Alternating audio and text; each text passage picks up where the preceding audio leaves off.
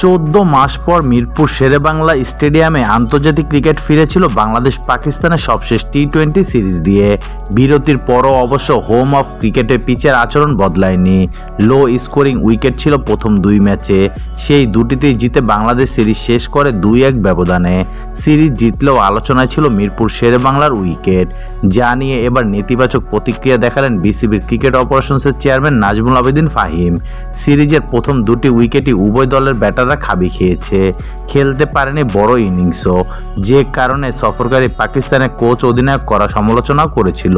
Coach mic হোসেনের অভিযোগ ছিল মিরপুর শেরেবাংলা স্টেডিয়ামের পিচ আন্তর্জাতিক মানের নয়। এবার বিসিবির পরিচালক নাজমুল আবেদিন ফাহিমও জানালেন উইকেট নিয়ে অখুশির কথা।